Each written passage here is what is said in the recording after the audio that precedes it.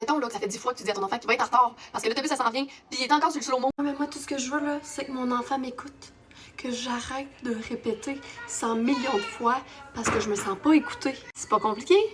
Je demande juste d'être écoutée. Je sais que tu voudrais que ton enfant y écoute, mais ça dépend tellement plus de juste son écoute.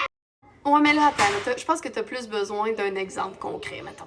Mettons là que ça fait 10 fois que tu dis à ton enfant qu'il va être en retard parce que l'autobus ça s'en vient, puis il est encore sur le slow-mo. Puis là, t'es juste genre, hey, là, ça fait 100 fois que je te dis, là, que tu vas être en retard. Puis là, je vais être obligée d'aller te porter. Puis là, moi, je vais être en retard. Puis là, ça finit plus de finir parce que là, t'anticipes tout qu'est-ce qui s'en vient après s'il est en retard. Tu sais qu'il n'y a pas la moitié des affaires qui sont supposées être faites, qui est faite. Là, on sait en plus qu'on parle d'une situation avec du temps, là. Puis c'est à tous les matins.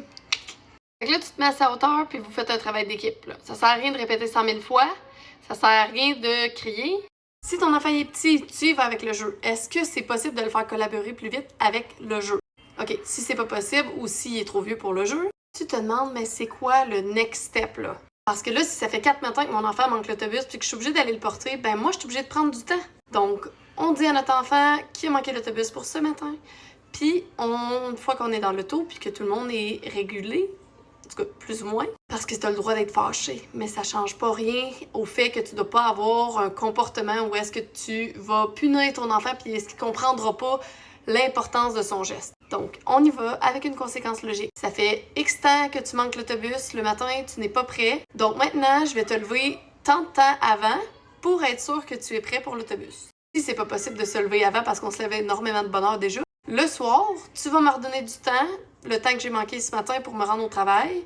Toi, tu vas le reprendre en faisant une tâche pour moi. Un service plutôt, parce que j'aime pas le mot tâche, je me suis trompée de mot. On n'utilise pas le mot tâche pour les conséquences logiques. Donc, en gros, ton enfant va devoir te redonner le temps qu'il a pris le matin. Ou va falloir qu'il se lève plus de bonne heure le matin pour compenser le fait qu'il est en retard. En même temps, une fois qu'on est régulé, on peut aussi dire à notre enfant ce que ça cause le fait qu'il soit en retard. On peut lui demander aussi c'est quoi la cause de pourquoi il est en retard. On peut investiguer, puis si jamais il dit « ben j'aime pas ça l'école » ou « ça me tente pas d'y aller » ou « je suis fatiguée le matin », ben on peut valider ses émotions, mais on peut aussi parler des choix. Que dans la vie, on fait des choix, puis que là, on fait le choix d'aller à l'école, on fait le choix d'avoir une bonne éducation, puis que c'est important d'y aller. C'est important d'être à l'heure aussi. On peut parler de nos valeurs. Il y a plein de façons d'aborder tellement de choses, tellement de questions qu'on peut répondre avec juste un petit peu de curiosité.